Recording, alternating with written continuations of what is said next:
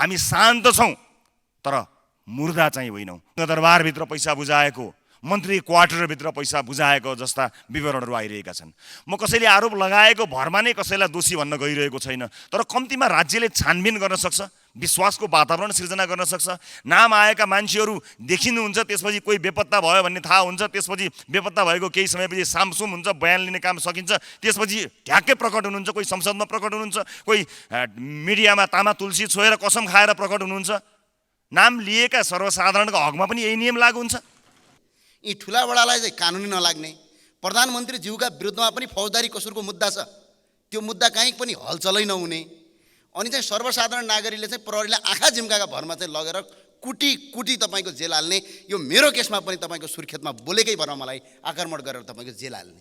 त्यसो भने कानुन सबका लागि बराबर भनेर किन लेखेको? सरकारले गरेको राम्रो कामलाई हामी दिल खोलेर राम्रो भन्न अलिकति पनि कन्जुस्याइ हिचकिचाइ गर्दैनौँ, तर सरकारले गलत गरेको छ भने त्यसलाई हामी सदनमा मात्र होइन सडकमा पनि उठाउन तयार भएर बसेका छौँ। बागबजारमा 1000 रुपियाँ तिरे भनेपछि 3-4 पत्ती फोटोकपी गरिदिन्छ। त्यस्तो किसिमको नीति तथा कार्यक्रम ल्याउने अनि यहाँ मुलुकलाई तपाईँको अहिले पनि तपाईँको समयको बर्बाद गर्ने किसिमको काम भइरहेको छ। यदि साँच्चै तपाईँको मुलुकलाई अगाडि बढाउने हो, यदि साँच्चै देशलाई अगाडि बनाउने भने एकजना सांसदले पनि प्रतिनिधि सभाको सांसद भएपछि हस्पिटल र स्कुल खोल्न पाउँदैन भन्ने नीति यहीँबाट पारित गरौँ। त्यसपछि मात्र नेपालमा शिक्षा र स्वास्थ्यमा क्रान्ति गर्न सकिन्छ, होइन भने मुलुक अगाडि बढ्न सक्दैन, मलाई त्यो लाग्छ।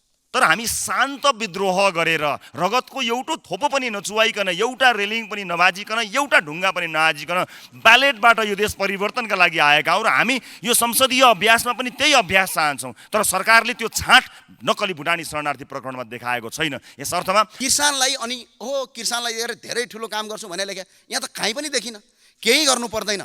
म एउटा सुझाव दिन चाहन्छु, रचनात्मक सुझाव।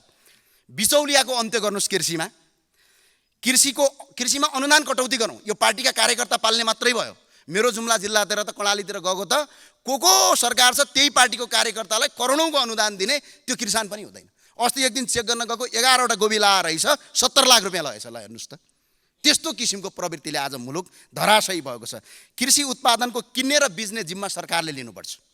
हाम्रो जात एउटा मात्रै छ, त्यो नेपाली हो। देश एउटा मात्रै छ, त्यो नेपाल हो। यहाँभन्दा अर्को कोही हुनै सक्दैन। त्यो भए हुनाले कपडा करिब 3 खर्बको हामीले आयात गर्दा रहेछौँ। 3 खर्ब, अहिले त 4 खर्ब पुग्यो। यो नेपालका जति पनि सरकारी कर्मचारी र यहाँ भएका माननीय सांसदहरूलाई र सरकारी कर्मचारी, सेना, प्रहरी सबैलाई नेपालमा मात्रै बनेको स्वदेशी कपडा लगाउने कानुन आजबाट पारित गरौँ न। 4 खर्ब रुपियाँ यहीँ बच्छ। यसले तपाईँको 60 लाखभन्दा बढी मान्छेलाई रोजगारी यहीँ सिर्जना गर्छ, कोही पनि विदेश जानु पर्दैन। मान्य सदस्य श्री रवि लामिछाने, समय 25 मिनट। त्यसपछि मान्य सदस्य ज्ञानेन्द्र बहादुर साई।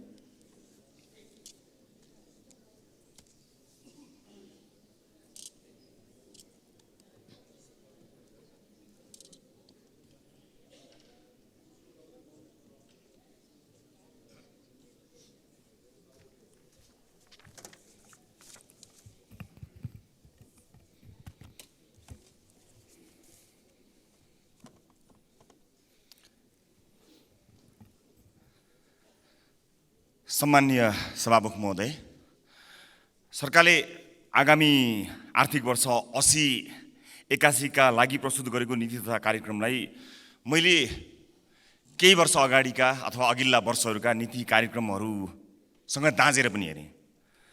यसमा मैले खास तात्विक भिन्नता पाउन पनि सकिनँ र यही गठबन्धनले मानुस अब गत वर्ष नै ल्याएको नीति र कार्यक्रमलाई नै त्यसैलाई नै अब हामी यसैलाई निरन्तरता दिन्छौँ भनेको भए पनि खासै फरक पर्ने जस्तो चाहिँ मैले देखिनँ।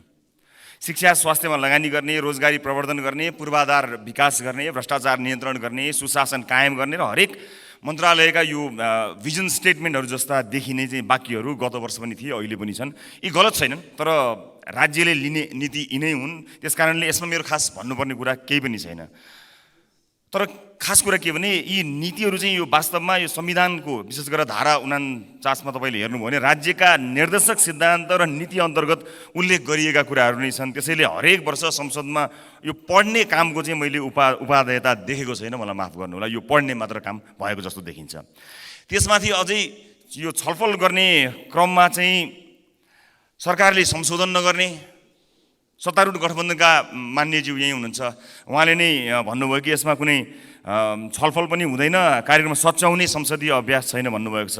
हामी चाहिँ यो कर्मकाण्डी अभ्यास परिवर्तन गर्नुपर्छ भनेर आएका दल हौँ। त्यसैले संसदको बहसको यो महत्त्वपूर्ण समय, यसको कुनै अर्थ छैन, यसको मान्यता छैन भने यसलाई यसो भन्न सकिन्छ, यो हामी 275 जना मध्ये कसले चाहिँ राम्रो बोल्ने भन्ने यो वक्तृत्व कला प्रतियोगिताको रूपमा हेर्ने हो भने मात्र हो। नत्र चाहिँ सच्याउनुपर्छ, सच्चिनुपर्छ भन्ने लागेको सरकारलाई छ र रचनात्मक प्रतिपक्षका हिसाबले यदि सरकारले त्यस्तो भन्छ भने यो विश्वाससहित म आफ्ना केही विचार र सुझावहरू यस सदनमा राख्न चाहन्छु।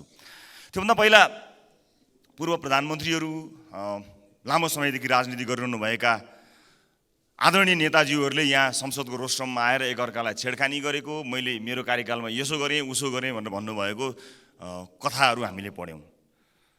तपाईँहरूले यो 30 वर्ष के गर्नुभयो, कसो गर्नुभयो भन्ने कुरा बुझ्नका लागि एकपटक कान्ति बाल अस्पताल जानुहोला, सरकारी कुनै अस्पताल जानुहोला, गरिब विपन्न मान्छेहरू पढेका विद्यालयहरू जानुहोला, विभिन्न तपाईँले चुनेको, जानेको, ठानेको यहाँ जान्छु भनेर तपाईँले चुज गरेको ठाउँमा गएर हेर्नुहोला। यो 30 वर्षमा भयो के चाहिँ एउटा सानो दृष्टान्त प्रस्तुत गर्न चाहन्छु। आजभन्दा 30 वर्ष अगाडि हाम्रो बजेटमा 100 रुपियाँमा 30 रुपियाँको तलब हामीले खुवाउँदा रहेछौँ, 70 रुपियाँ विकास गर्दा रहेछौँ। अहिले तपाईँहरूले दाबी गर्नुभयो नि हामीले यसो गऱ्यौँ उसो गऱ्यौँ भन्दा, अहिले ठ्याक्कै उल्टो, हामी 70 रुपियाँको तलब खुवाउने र 30 रुपियाँ बजेटमा खर्च गर्ने होइन, छुट्याउने, यो अवस्थामा हामी आएका छौँ। त्यस कारणले यो 30 वर्षको मूल्याङ्कन गर्दा संसदमा उभिएर तपाईँहरूले एकअर्कालाई छेडखानी गरिरहनु पर्दैन। त्यसका लागि एकअर्काको घरमा गएर चिया खाएर कुराकानी गर्नुहोस्, मजाले गफ गर्नुहोस्। यो महत्त्वपूर्ण नेपाली जनताले आशा गरेर हेरिएको संसदलाई त्यसको दुरुपयोग नगरिदिनु म अनुरोध गर्न चाहन्छु। चिया खाने ठाउँको अभाव छ भने हामी नयाँ नेताहरू घरमा आउनुहोस्, केही फरक पर्दैन, तपाईँहरूकैमा जानुपर्छ भन्ने छैन। अब चिया खाने थलो परिवर्तन गर्नुहोस्, अब चिया खाने थालो नयाँ भर्खरै आएका सांसदहरूलाई पनि भेटघाट गर्नुहोस्, नयाँ दलहरूसँग पनि भेटघाट गर्नुहोस्। त्यसरी अभ्यास गर्नुभयो भने एउटा राम्रो अभ्यास बस्न जान्छ। सामान्य सभामुख महोदय, यस नीति तथा कार्यक्रममा मुलुकको वर्तमान अवस्थाको इमान्दार समीक्षा हुनुपर्छ जस्तो लाग्दछ। 5 महिना सरकार गठनमा गयो र पुनर्गठनमै गयो, हामीले सबैले देख्यौँ। खासै केही गर्न नसकिएकाले आर्थिक वृद्धि अत्यन्त न्यून हुने अवस्था सृजना भएको तथ्यलाई आत्मसात गरेर मात्रै आगामी वर्षको नीति तथा कार्यक्रम बन्नु पर्थ्यो।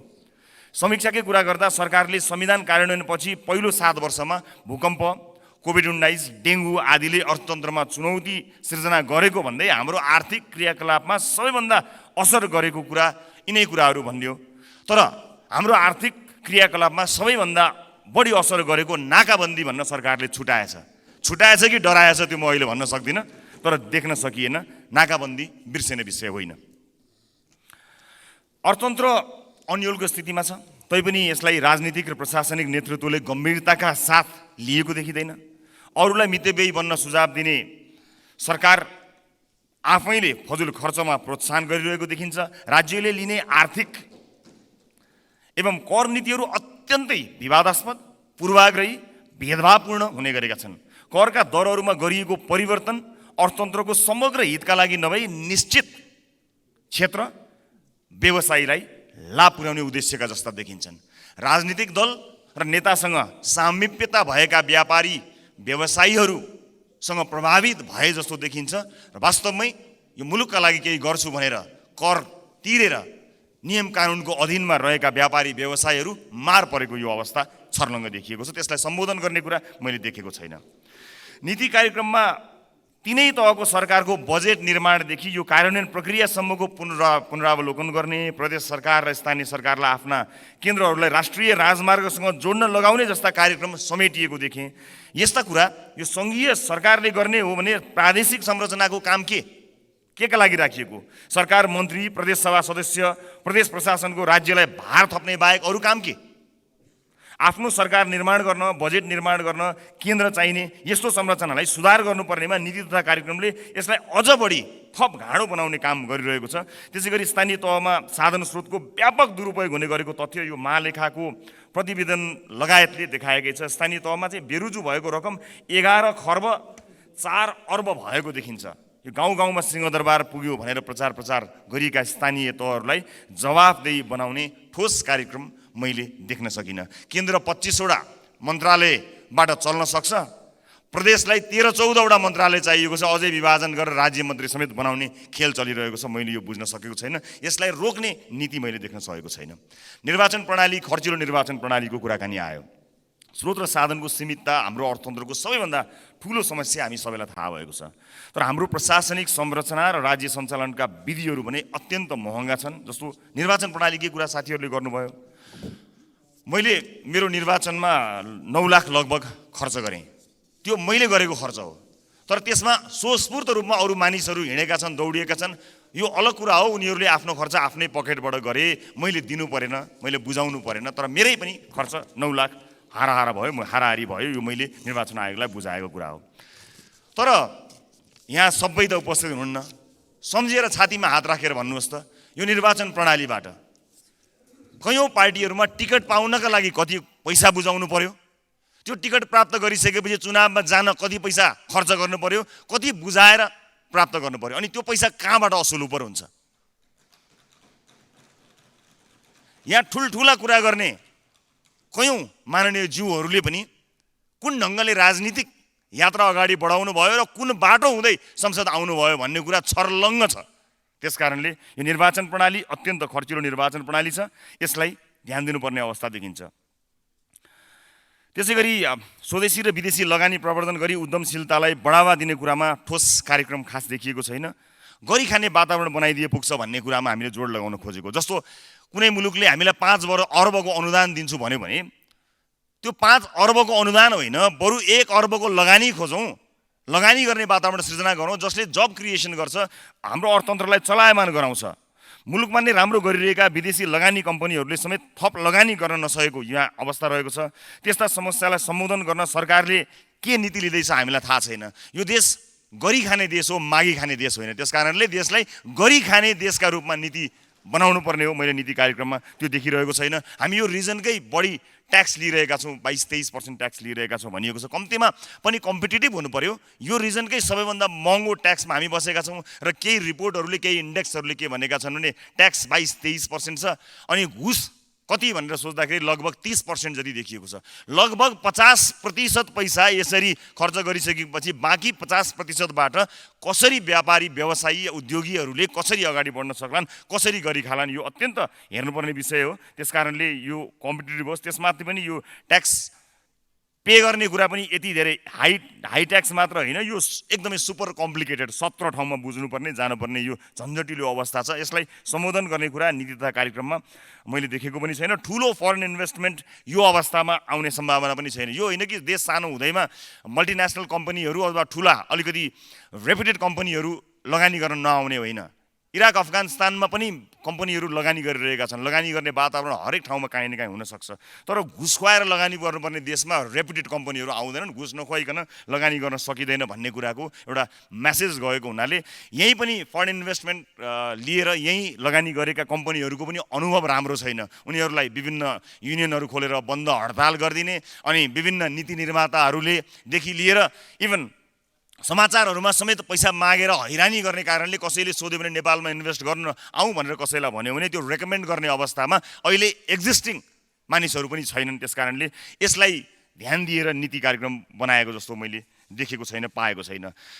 कृषिको कुराकानी गर्दा किसानलाई आवश्यक पर्ने रासायनिक मल, बिउ बिजन लगायतका कृषि सामग्रीहरूको सिजन हुनुभन्दा अगाडि लगभग 3 महिना अगाडि नै व्यवस्था हुनुपर्ने हो। तर खै सरकारले यसतर्फ कुनै गम्भीरता देखाएको मैले देखेको छैन। अब देखिन थाल्छन्, जब मल बिउ चाहिन्छ त्यतिखेर किसानहरू सडकमा आउनुपर्छ, खेतमा जानुपर्ने किसानहरू, आफ्नो बाली उब्जनी गर्नमा जानुपर्ने किसानहरू काठमाडौँ आउनुपर्छ, सिंहदरबार आउनुपर्छ। यो अवस्था सिर्जना भएको छ।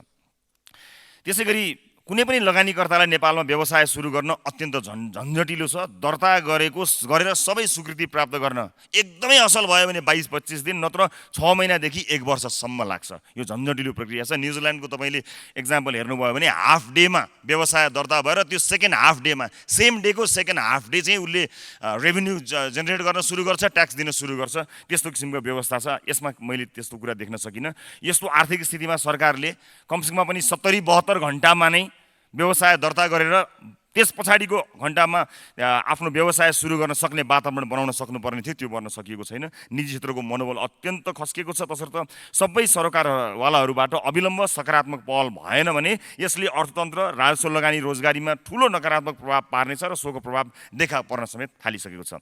नीतिगत अस्थिरता अर्को एउटा चुनौतीको रूपमा देखिएको छ। अघिल्लो सरकारले लिएको नीति पछिल्लो सरकारले परिवर्तन गरिदिने।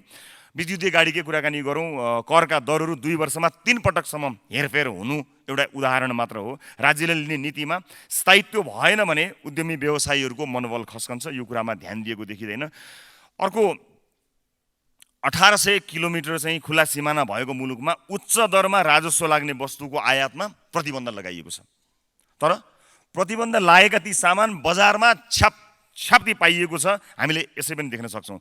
यसबाट एकातिर राज्यले पाउनुपर्ने राजस्व गुमाइरहेको छ भने अर्कातिर अनधिकृत कारोबारीको मनोबल बढिरहेको छ। कानुन सम्बद्ध व्यवसाय गर्ने व्यवसायीहरूलाई चाहिँ त्यस्तो किसिमको वातावरण सिर्जना गरिएको छैन र पैसा कमाउनु, व्यापार व्यवसाय गर्नु र उन्नति गर्नु भनेको लगभग व्यापारीहरूलाई चोर डाकाको संज्ञा दिइएको छ। त्यो एउटा अपमानित वातावरण सिर्जना भएको छ। जसले चोरी गरेको छ, ठगी गरेको छ, राज्यले आफ्ना नीतिहरू मार्फत, कानुनहरू मार्फत उसलाई कानुनी दायरामा ल्याओस्, नत्र व्यापारी व्यवसायीले आफ्नो व्यापार व्यवसाय 2 गुणा, 4 गुणा, 10 गुणा बढाउन सक्ने वातावरण सिर्जना होस्। जसले गलत गरेको छ ऊ कारबाहीको दायरामा आओस्, तर जसले काम गरिरहेको छ उसले आफ्नो व्यवसाय बढाओस्। त्यसका लागि देखिँदैन यो अनुगमन गर्न जाने अनि दुःख दिने। त्यो अनुगमन भनेको अनुगमन होइन, दसैँ तिहारतिर चाहिँ खर्च लिन जाने, यस्तो किसिमको हैरानीले गर्दाखेरि व्यवसायीहरूलाई मार परेको अवस्थालाई यसलाई चिर्नको निमित्त सरकारले ध्यान दिएको छैन। आज कुनै पनि व्यवसायीले दसैँ तिहारमा कर्मचारी या अनुगमनकर्ताहरूलाई कम्तीमा पनि 1 बोतल रक्सी नबुझाइकन सुख पाउँदैनन्। यो अवस्था सिर्जना भएको छ। यो लाजमर्दो अवस्था हो। अनि नेताहरूको संरक्षणमा जानुपर्ने अवस्था सिर्जना भएको छ। कुनै पनि व्यापारी व्यवसायीलाई कुनै अमुक दलको नेताले संरक्षण गर्ने होइन, देशको नीतिले संरक्षण गर्ने हो। उसका घर कोठामा चाहेर जाने होइन, राज्यको नीतिले उसलाई संरक्षण गर्नुपर्ने हो। तर आज दुर्भाग्य व्यापारी व्यवसायी उद्योगपतिहरू आफ्नो फ्याक्ट्रीमा भन्दा नेताको कोठाचोटामा जानुपर्ने बाध्यता अवस्थामा सिर्जना भएको छ। यो अन्त्य गर्ने किसिमको मैले यसमा देखेको छैन। त्यसै गरी अलिकति म यहाँ वैदेशिक व्यापार र अनि सम्भावनाको कुरा केही थप्न चाहन्छु। यो उच्च लागत, पर्याप्त पुँजी र प्रविधि लगानीको अभावमा हाम्रा उत्पादनहरूको प्रतिस्पर्धा गर्ने क्षमता कमजोर भएको छ, जसले गर्दा निर्यात गरेर लाभ लिन सकिने अवस्था पनि छैन। तर कतिपय वस्तुमा मुलुकलाई आत्मनिर्भर बनाउन सकिने ठाउँहरू प्रशस्त छन्। स्वदेशी उत्पादन गर्न सकिने कृषि वस्तुको आयात प्रतिस्थापन मात्र गर्न सके पनि वार्षिक 1 खर्बभन्दा बढी आयात रोक्न सकिन्छ। यसबाट ठुलो सङ्ख्यामा रोजगारी समेत सृजना हुन सक्छ। विशेष गरेर मेरो निर्वाचन क्षेत्र चितवनमा मेडिकल पर्यटन, शैक्षिक पर्यटनको ठुलो सम्भावना छ। यसमा सरकारको नीति तथा कार्यक्रमले कहीँ कतै छोएको मैले देखेको छैन। यसबाट शिक्षाका लागि विदेशी नै समस्या हल हुन्छ। त्यही शिक्षामा विदेशमा जाने पैसा रोकिन्छ। यो विदेशी मुद्राको बहिर्गमन हामीले रोक्न सक्छौँ। अहिले छिमेकी मुलुकका अस्पतालहरूमा अझ विशेष गरेर क्यान्सरका बिरामीहरूको अवस्था हेर्नुभयो भने त्यहाँ लाइन लागेको देखिन्छ, त्यहाँ समय नै पाउनुहुन्न। त्यहाँ जानुभयो भने नेपाली बिरामीहरूको चाप त्यहाँ सबभन्दा बढी देखिन्छ। यसले के सङ्केत गरिरहेको छ भने हामीसँग भएको यो सम्भावनाहरूलाई हामीले बन्द गरिरहेका छौँ। त्यसलाई रोक्ने कुनै सम्भावना देखिएको छैन। यसतर्फ सरकारको नीति अत्यन्त कमजोर देखिएको छ। अब भ्रष्टाचारको कुरा गर्नु नै परेन। यो कर छली अहिले सर्वत्र छ। भ्रष्टाचारमा नेपालमा भ्रष्टाचार खुलेआम चलिरहेको छ भन्ने कुरा शिरदेखि पाउसम्म व्यक्ति र निकायले भ्रष्टाचारमा बदनामी कमाएको कुरा मैले अहिले भनिरहनु पर्दैन। घुस नदिइकन काम बन्छ भनेर आम नागरिकलाई कहीँ कतै विश्वास लाग्ने अवस्था छैन। कल्पनै गर्न नसक्ने गरी भ्रष्टाचार काण्ड दिनौँ जस्तो सार्वजनिक भएको छ। सबभन्दा डरलाग्दो विषय चाहिँ के भने राजनीति र प्रशासनको उच्च तहको मिलेमतो र संरक्षणमै ठुल्ठुला भ्रष्टाचार काण्ड भइरहेका छन् र यसलाई हामीले सामान्य बनाएर गइसकेका छौँ। अहिले भएकै नक्कली भुटानी शरणार्थी कार्य यो जुन प्रकरण छ यसमा नै बालुवाटारभित्र पैसा बुझाएको, सिंहदरबारभित्र पैसा बुझाएको, मन्त्री क्वार्टरभित्र पैसा बुझाएको जस्ता विवरणहरू आइरहेका छन्। म कसैले आरोप लगाएको भरमा नै कसैलाई दोषी भन्न गइरहेको छैन। तर कम्तीमा राज्यले छानबिन गर्न सक्छ, विश्वासको वातावरण सिर्जना गर्न सक्छ। नाम आएका मान्छेहरू देखिनुहुन्छ, त्यसपछि कोही बेपत्ता भयो भन्ने थाहा हुन्छ, त्यसपछि बेपत्ता भएको केही समयपछि सामसुम हुन्छ, बयान लिने काम सकिन्छ, त्यसपछि ढ्याक्कै प्रकट हुनुहुन्छ, कोही संसदमा प्रकट हुनुहुन्छ, कोही मिडियामा तामा तुलसी छोएर कसम खाएर प्रकट हुनुहुन्छ। नाम लिएका सर्वसाधारणको हकमा पनि यही नियम लागू हुन्छ? यो चल्दैन। कम्तीमा पनि प्रहरी प्रशासनले यस्तो गम्भीर विषयमा कसैको नाम आएपछि प्रहरीसम्म बरु रेड कार्पेट ओछ्याइदिनुहोस्, हिलो लाग्छ भनेर, तर प्रहरी कार्यालयमा लगेर बयान लिनुहोस्, नेपाली जनतालाई विश्वास गर्ने वातावरण सिर्जना गर्नुहोस्। त्यसकारणले यसमा सरकारले मुटु कमाए जस्तो लाग्यो। त्यसकारणले अघि प्रधानमन्त्रीजी आउनुभएको थिएन, अहिले आउनुभएको छ। म रिपिट गर्छु, प्रधानमन्त्रीजी तपाईँले म मुटु कमाउँदैन भन्नुभएको छ। अब म तपाईँको मुटु चेक गर्न चाहन्छु, कुन अस्पतालमा चेक गर्ने भन्नुहोस्। काम्दैन भनेको तपाईँको मुटु काम्यो कि भन्ने मलाई शङ्का लागेको छ। जस्ता जस्ता मान्छेहरूको नाम क्रमशः आउँदैछ, एकपटक बयानका लागि पनि नबोलाउनु भनेको अविश्वासको वातावरण सिर्जना भएको छ। राष्ट्रिय अन्तर्राष्ट्रिय क्षेत्रमा बेइज्जत भएको यो विषयलाई सामसुम थामथुम नगर्नु होला। तीन पार्टी बसेर तपाईँहरूले खासखुस गर्नुभयो भनेर हामीले भनिरहेका थियौँ नि, त्यसको गन्ध ठासठुस आयो, संसदसम्म आयो, देशभरि त्यसको गन्ध गयो। त्यसकारणले यो गन्ध रोक्नुहोस्, सोध्नुपर्छ, सोधपुछ गर्नुपर्छ। मेरै उदाहरण दिन्छु, म आउँछु बयान दिन, म तयार छु भनिरहेको मान्छेलाई न्युज रुमभित्र बुट बजाएर समातेर मध्यरातमा लिएर जानुभयो। अरूको हकमा किन त्यस्तो हुन सक्दैन? बराबर हुनुपर्छ। न्यायिक प्रक्रियामा हरेक नागरिकले सहयोग गर्नुपर्छ, चाहे उच्च पदस्थ होस् चाहे जुनसुकै होस्। यसमा हाई प्रोफाइल भन्ने हुँदैन, फाइलको कुरा हुन्छ। प्रोफाइलले काम गर्दैन।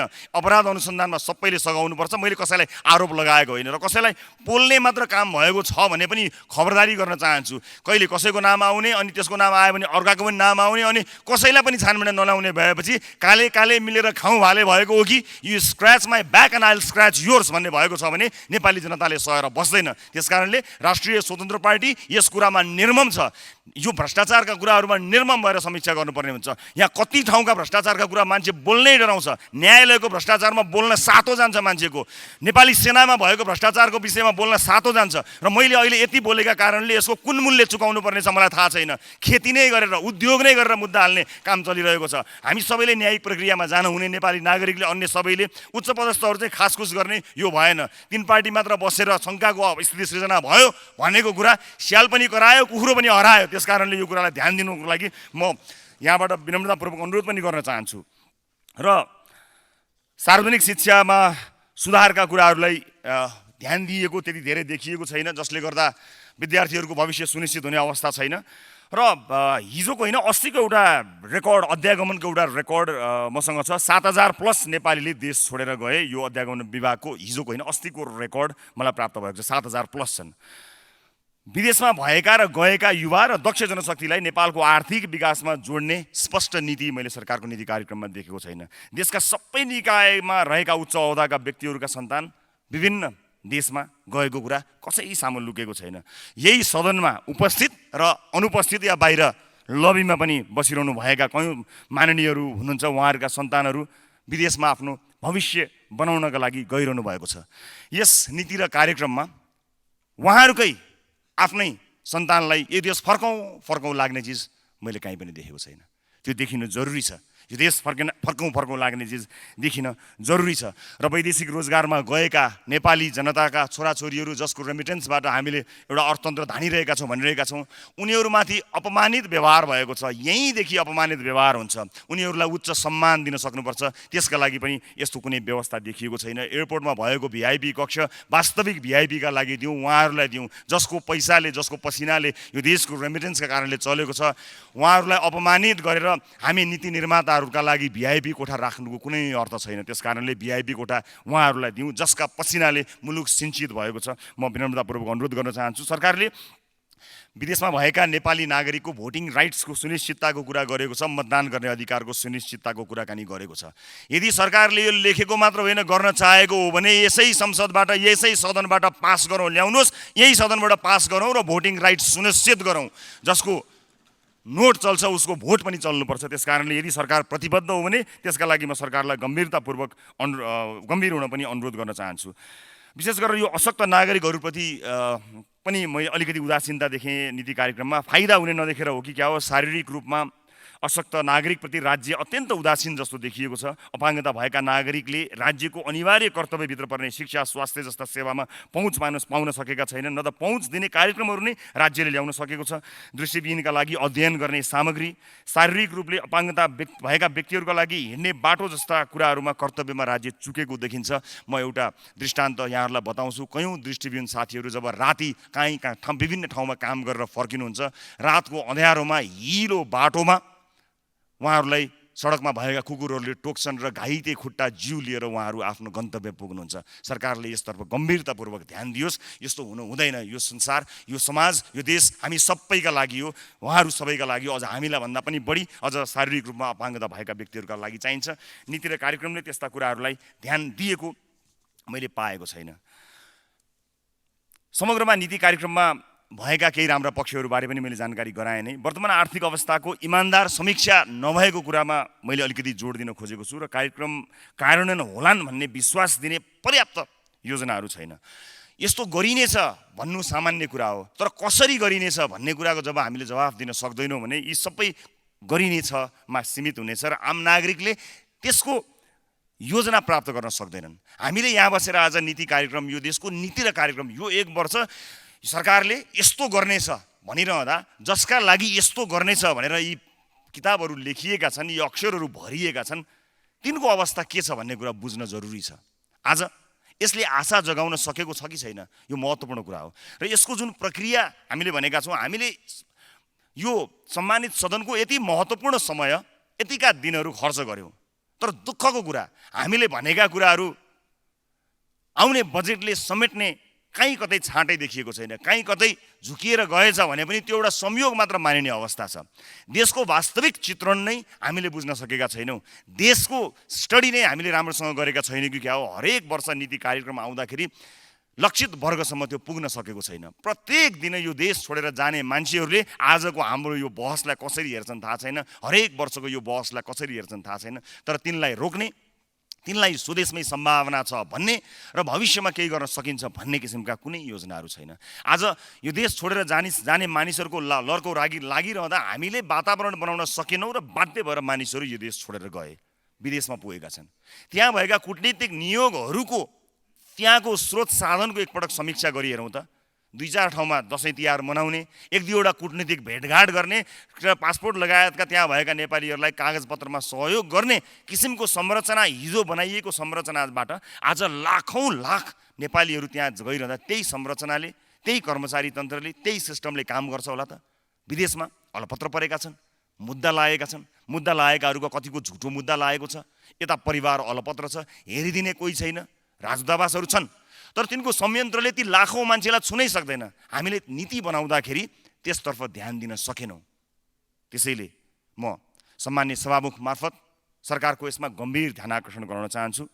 समग्रमा एउटा रचनात्मक प्रतिपक्षीको भूमिका निर्वाह गर्न राष्ट्रिय स्वतन्त्र पार्टी सदनमा उपस्थित भएको छ। हामी विरोधका लागि विरोध गर्ने पक्षमा छैनौँ। सरकारले गरेको राम्रो कामलाई हामी दिल खोलेर राम्रो भन्न अलिकति पनि कन्जुस्याइ, हिचकिचाइ गर्दैनौँ। तर सरकारले गलत गरेको छ भने त्यसलाई हामी सदनमा मात्र होइन, सडकमा पनि उठाउन तयार भएर बसेका छौँ। हामी चाहदैनौँ कि जुन किसिमको राजनीति यो देशले वर्षौँ अगाडि भोग्यो, राजनीतिक परिवर्तनका सिलसिलामा ती जायज पनि थिए होलान्, हत्या भयो, हिंसा भयो, मानिसहरू बेपत्ता भयो, त्यो हिजोको आवश्यकता थियो, माग थियो, के थियो, त्यसको समीक्षा विभिन्न ठाउँमा भएकै छन्। तर हामी शान्त विद्रोह गरेर रगतको एउटो थोपो पनि नचुवाइकन, एउटा रेलिङ पनि नभाजिकन, एउटा ढुङ्गा पनि नहाजिकन ब्यालेटबाट यो देश परिवर्तनका लागि आएका हौँ र हामी यो संसदीय अभ्यासमा पनि त्यही अभ्यास चाहन्छौँ। तर सरकारले त्यो छाँट नक्कली भुटानी शरणार्थी प्रकरणमा देखाएको छैन। यस अर्थमा हामी शान्त छौँ, तर मुर्दा चाहिँ होइनौँ। म सरकारको गम्भीर ध्यानाकर्षण गर्न चाहन्छु। समयका लागि धेरै धेरै धन्यवाद दिन चाहन्छु सभामुख महोदय। नमस्कार। माननीय सदस्य श्री ज्ञानेन्द्र बहादुर शाही, समय 15 मिनट। त्यसपछि माननीय सदस्य श्री उपेन्द्र यादव।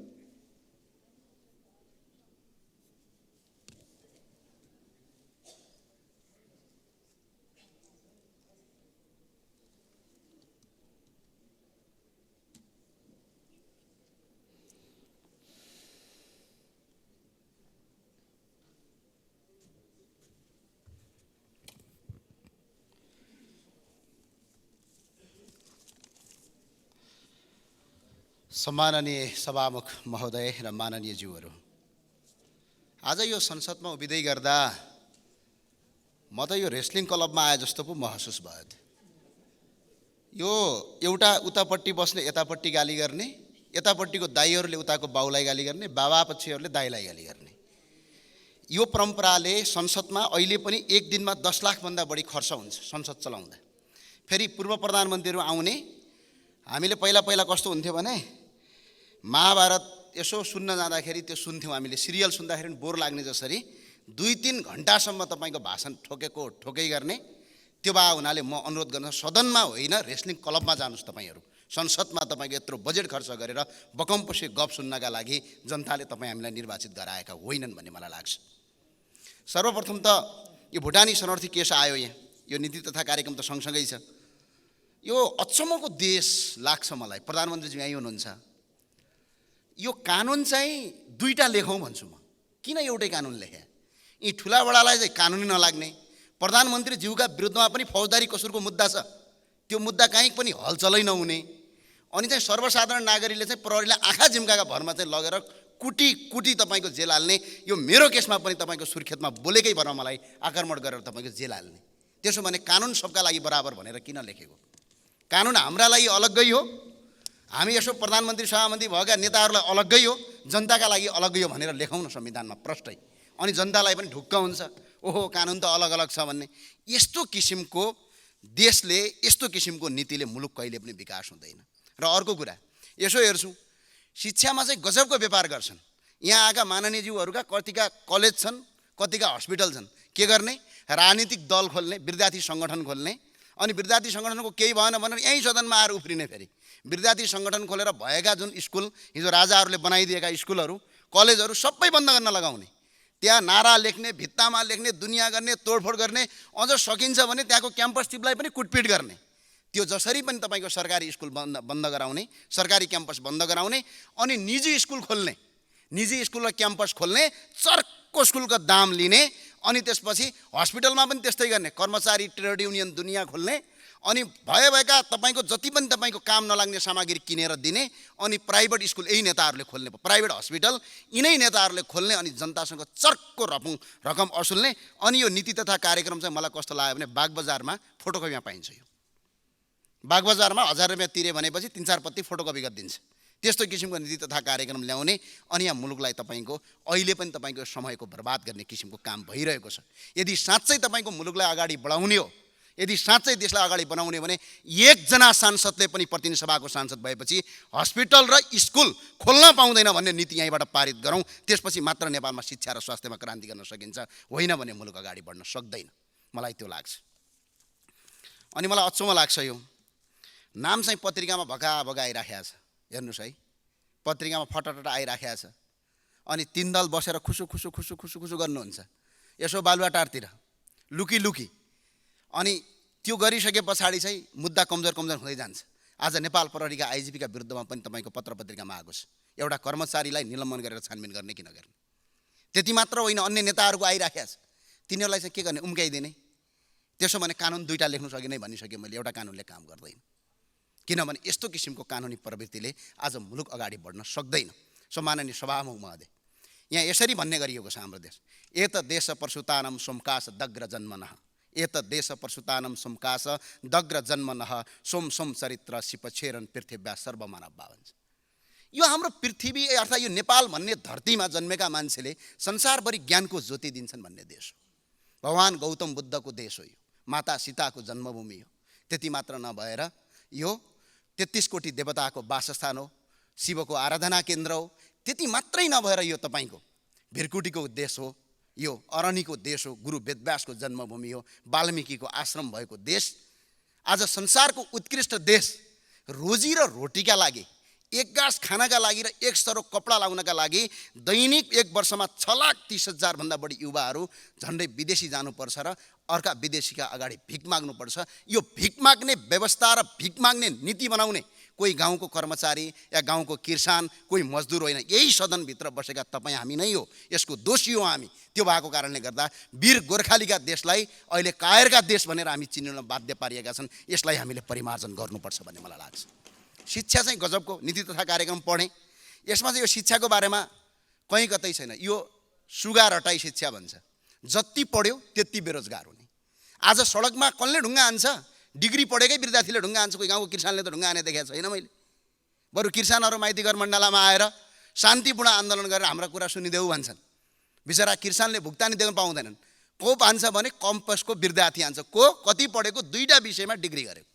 त्यही मान्छेले सडकमा टायर बाल्छ, सिसा फोड्छ। कतिपय साथीहरू त ढुङ्गा हान्दै यहाँ नेता पनि बन्नुभएको छ, रेलिङ तोड्दै पनि बन्नुभएको छ। त्यो भए हुनाले नेता बन्नका लागि चाहिँ अब ढुङ्गा हान्नै पर्ने, बस जलाउनै पर्ने, सिसा फोड्नै पर्ने, क्याम्पसका भित्तामा तपाईँको हुँदा नहुँदा किसिमका नारा लेख्नै पर्ने किसिमको प्रवृत्तिले आजको शिक्षा सुगा रटाई भन्छु। जति पढ्यो त्यति बेरोजगार, साक्षर त भइयो, शिक्षित भइएन। त्यो किसिमको शिक्षा पद्धतिले आज मात्रै यो देशबाट तपाईँको 5 वर्षमा 1,93,79,79,00,00,000 रुपैयाँ तपाईँको 5 वर्षमा उच्च शिक्षा हासिल गर्नका लागि नेपालबाट पैसा बाहिरिएको छ। यहाँ गुणस्तरीय शिक्षा लागू गरौँ। संसारभरि शिक्षा जम्मा 2 प्रकारको हुन्छ, एउटा भनेको आध्यात्मिक शिक्षा हुन्छ, एउटा वैज्ञानिक शिक्षा हुन्छ। हाम्रो देशको यो शिक्षा चाहिँ कुन शिक्षा हो? सुगा शिक्षा हो, रट्यो रट्यो रट्यो, तर जीवनमा काहीँ पनि काम लाग्दैन। त्यो कारणले गर्दा यो शिक्षा पद्धतिलाई चेन्ज गर्नुपर्ने, यसलाई परिवर्तन गर्नुपर्ने। कुनै पनि देश विकास जब मात्र हुन्छ तब शिक्षा पद्धतिमा र त्यसको तपाईँको पाठ्यक्रम परिवर्तन हुन्छ भन्यो। यहाँ कहीँ कतै पनि नीति तथा कार्यक्रममा त्यो लेखिएको छैन। र अर्को रोजगारीको कुरा रहेछ माननीय सभामुख महोदय। 80 लाखभन्दा बढी मान्छेहरू विदेश जान्छन्। अब रोजगारीमा 154 नम्बरमा के लेखा रहेछ भने रोजगारीका लागि नयाँ गन्तव्य खोज्ने रे, नयाँ मुलुकको गन्तव्य खोज्ने भनेको छ। यो देशमा रोजगारी नै हुँदैन भन्ने मानसिकता छ सरकारको। सरकारलाई म खुलस्तका साथ भन्न चाहन्छु, यो स्वर्गभूमि हो, यो देवताहरूको भूमि हो। यो 81% हिन्दू र 14% बुद्ध धर्मावलम्बीको देश हो। यो वैदिक सनातनको देश हो। पूर्व पश्चिमाहरू तपाईँको जङ्गलमा हुँदाखेरि तक्षशिला जस्ता विश्वविद्यालय भएको देश हो। हामीले आज पनि यो देशलाई अगाडि बढाउन सक्छौँ। यसका लागि के गर्नुहोस् भने यो म अर्थमन्त्रीज्यूलाई, महामन्त्रीज्यूलाई म अनुरोध गर्न चाहन्छु, यी कुरा समेट्नुहोस्। यो ट्रेड युनियन भन्ने छ नि, यसलाई खारेज गरिदिनुहोस्। यसले कल कारखाना बन्द मात्रै गरिरहेछ। लगानीकर्ताको लगानी सुरक्षित गर्ने ग्यारेन्टी लगिदिनुहोस्। प्राकृतिक स्रोतको प्रयोग गर्नुहोस्। जस्तै रुख एउटा काट्यो भने 2टा लगाउने नियम गर्नुहोस्। मलेसियाको काठ ल्याउनु पर्दैन। जडीबुटीहरू किसानलाई उत्पादन गर्ने दिने कानुन बनाउनुहोस्। जडीबुटी जहाँ पाए त्यहीँ किसानलाई उत्पादन गरेर बेच्ने नीति बनाउनुहोस्। अनि विदेशी मदिरा चाहिँ चट्ट परेर खाने, अनि लोकल मदिरालाई चाहिँ पुलिस गएर घर घरमा तोडफोड गर्ने होइन। लोकल मदिरालाई पनि तपाईँको गुणस्तर मापदण्ड चेक गरी खुलमखुला बेच्ने, विदेशी मदिरा रोक्ने कानुन बनाउनुहोस्। तब मात्र देशको अर्थव्यवस्था बलियो बन्छ। खानीहरू तपाईँको पूजा गर्नलाई बने जस्तो भएको छ। एउटा घन्टा लगेर खानी कहाँ छन् टङ टङ टङ टङ बजाउनु पर्यो। अनि खानी छन् भने उत्खनन गर्ने काम अगाडि बढाउनुहोस् र यसरी तपाईँको अगाडि बढाउन सकिन्छ। विश्वका 121 करोड हिन्दूहरूको पवित्र स्थल यो पशुपतिनाथ नेपाल हो। विश्वका 58 करोड बुद्ध धर्मावलम्बीको पवित्र स्थल लुम्बिनी हो। यसलाई सांस्कृतिक रूपमा होइन आर्थिक रूपमा हेरौँ, विश्वका 121 करोड हिन्दूहरू र 58 करोड बुद्ध धर्मावलम्बीहरूको 10% मात्र मान्छे नेपाल आयो भने 17 करोड मान्छे नेपाल आउँछ। 17 करोड मान्छेले नेपालमा गर्ने खर्च खरबौँ रुपियाँ हुन्छ। एकजना मान्छे पनि हाम्रो खाडीमा बेल्चा हान्न जानु पर्दैन। यहीँ तपाईँको रोजगारी सिर्जना गर्न सकिन्छ भन्ने कुरालाई अगाडि बुझौँ। अब आफ्नो देशमा भएको सुनको कचौरा लगेर भिख माग्ने परम्पराको हाम्रो देशको सरकार र हाम्रो देशको नीति छ। अनि भएको वैदिक सनातन सहितको हिन्दू राष्ट्र क्यान्सल गर्ने, अनि 2-4वटा गरेर काचोकुचो गरेर के भनेर अर्कै गर्ने, यो किसिमको परम्पराले मुलुक बन्दैन। अब कृषिको कुरा गरौँ। यो मैले पढेँ, त्यो पढ्दै जाँदाखेरि त हिजो हाम्रा बाजे बडाजुले जसरी तपाईँको कृषि गर्नुहुन्थ्यो आज पनि हामी त्यही गरिरहेछौँ। खै आधुनिक कृषिको कुरा। अनि अघिल्लो वर्ष 2077-78 नेपालबाट 3,23,67 करोड रुपियाँ कृषिमा बाहिर गएको छ। अहिले 4 खर्ब रुपियाँ कृषिमा बाहिर जाँदैछ। चामल र धान हिजो हामी निर्यात गर्ने देश, आज चामल र भातका लागि तपाईँ हामी तडपिनु परेको छ। यो अवस्थामा किसानलाई अनि किसानलाई लिएर धेरै ठुलो काम गर्छु भने लेख्या, यहाँ त कहीँ पनि देखिन। केही गर्नु पर्दैन। म एउटा सुझाव दिन चाहन्छु, रचनात्मक सुझाव। बिचौलियाको अन्त्य गर्नुहोस्। कृषिमा अनुदान कटौती गरौँ। यो पार्टीका कार्यकर्ता पाल्ने मात्रै भयो। मेरो जुम्ला जिल्लातिर त कर्णालीतिर गएको त को सरकार छ त्यही पार्टीको कार्यकर्तालाई करोडौँको अनुदान दिने, त्यो किसान पनि हुँदैन। अस्ति एक दिन चेक गर्न गएको 11वटा गोबी लाएर रहेछ 70 लाख रुपियाँ लगेछ। ल हेर्नुहोस् त, त्यस्तो किसिमको प्रवृत्तिले आज मुलुक धराशयी भएको छ। कृषि उत्पादनको किन्ने र बेच्ने जिम्मा सरकारले लिनुपर्छ। नेपालमा उत्पादन हुने कृषिजन्य वस्तुहरू विदेशबाट आयात रोकिनुपर्छ। भूमि बाँझो गर्नेलाई कानुनी कारबाही गरौँ। तर आज पनि हेर्नुहोस् त, 10 रुपियाँ किलो टमाटर किसानले बेच्न पाएको हुँदैन। हामी 60 रुपियाँ किलो खान्छौँ। हामीले सस्तो पनि किन्न पाउँदैनौँ, किसानले त्यो मूल्य पनि पाउँदैन। अनि बिचौलियाले करोडौँ लाखौँ रुपियाँ तपाईँको हजारौँ प्रतिशत तपाईँको महँगो गर्छ। त्यो भएर बिचौलियाको अन्त्य गर्नका लागि सरकारले किन्ने र बेच्ने जिम्मा, किसानलाई किसान मात्रै बनाऊ न, किसानलाई किन व्यापारी बनाएको? किसानले त उत्पादन गर्ने हो। आज त किसान पनि हुनु पर्यो, व्यापारी पनि हुनु पर्यो। त्यो भएर यो देश धराशय भएको। 4 खर्ब रुपियाँ विदेश जानबाट रोकिन्छ भने प्रधानमन्त्रीज्यू यो काम चाहिँ अगाडि नीति तथा कार्यक्रममा राख्नुभयो भने तपाईँ हामी सबैको भलो हुन्छ र यो देशको भलो हुन्छ भन्ने कुरा मलाई लाग्छ। अब खेलाडीको कुरा गरौँ। गजबको देश, यो देश र यो संसारमा यदि राष्ट्र नेपाललाई यदि कसैले चिनाउँछ भने हामी जस्ता राजनीतिज्ञले चिनाउँदैनौँ। हामीहरूको त इमेज छ त, फटासटा के भनेर दुनियाँले लेखिराखेका छन्। हाम्रो इमेज त छैन। यदि यो देशको इमेज यदि कसैले बचाउँछ भने त्यो खेलाडीले बचाउँछ। खेलाडी बलियो भयो भने देश बलियो हुने हो। खेलाडीले राम्रो पर्फर्म गर्यो भने अर्थात् खेलाडीलाई अगाडि बढाउन सक्यो देशमा। तर अघिल्लो वर्षको बजेटमा 0.13% बजेट खेलाडीलाई रहेछ भने अहिले मिनिमम 2% जति बजेट लिनुपर्ने भन्ने छ। उही यो कस्तो लाग्छ भने मलाई यो ग्रन्थ पढे जस्तो उही फोटोकपी अनि ल्याएर यो थमथमाइदिएको छ। 4-5 दिन सदन चलाएको छ। यो बेकारको समय बर्बाद भइराखेको छ। त्यो कारणले गर्दा यसमा खेलाडीको बजेट बढाइयोस्। अब चलचित्र भनेको के हो? धेरैलाई लाग्दो यो मनोरञ्जन मात्र होइन। चलचित्र भनेको हाम्रो धर्म, संस्कृति, परम्परालाई अन्तर्राष्ट्रिय जगतमा चिनाउने एउटा माध्यम हो। तर आज चलचित्रमा यो अघिल्लो वर्षमा मात्रै 132वटा तपाईँको विदेशी फिल्महरूले नेपालमा फिल्म प्रदर्शन गरे। त्यसबाट 90 करोड रुपियाँ विदेश गयो। हामी अन्य देशको जस्तो नेपालमा पनि गरौँ न, कोटा सिस्टम लागू गरौँ। कतिवटा चलचित्र एक वर्षमा विदेशी लाग्न पाउने नियम गरौँ। नेपाली चलचित्र क्षेत्रको उत्थान मात्र होइन, हाम्रो धर्म, संस्कृति र परम्पराको पनि अन्तर्राष्ट्रिय जगतमा प्रचार हुन्छ र चलचित्र क्षेत्रबाट पनि लाखौँ मान्छेले रोजगारी सिर्जना गर्न सक्छन्। यो नीति तथा कार्यक्रममा लेखौँ। यसमा किन कन्जुसाइ गरेको? अर्को कपडा हेर्नुहोस् त। अब प्रधानमन्त्रीजीलाई त धन्यवाद पनि दिन चाहन्छु। अस्ति नेपाली कपडामा आउनुभएको थियो, बडा खुसी लाग्यो मलाई। तपाईँले यो परिवर्तनका लागि म विशेष धन्यवाद दिन चाहन्छु। अब अरूले पनि लगाउनु होला भन्ने लाग्छ मलाई। यो नेपाल भन्ने देश हो, हामी नेपाली हो।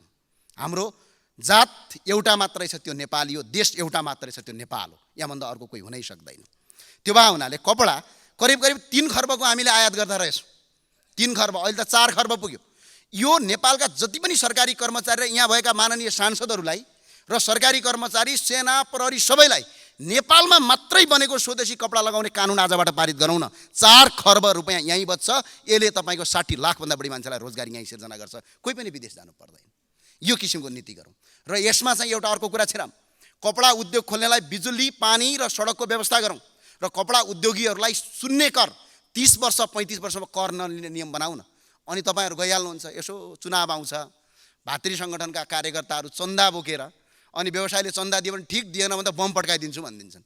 बिचरा त्यो व्यवसायी आत्तलिँदै भागेर नेपालमा कपडा व्यवसाय गर्नुको सट्टा विदेशमा जान्छ। त्यसमा ट्रेड युनियन खोल्नु भएको छ तपाईँले। गोर्खाली रबर उद्योग बन्द गर्न 30 वर्षमा अघि धेरै काम गरेँ भन्नुभयो। गजबको काम गर्नुभयो।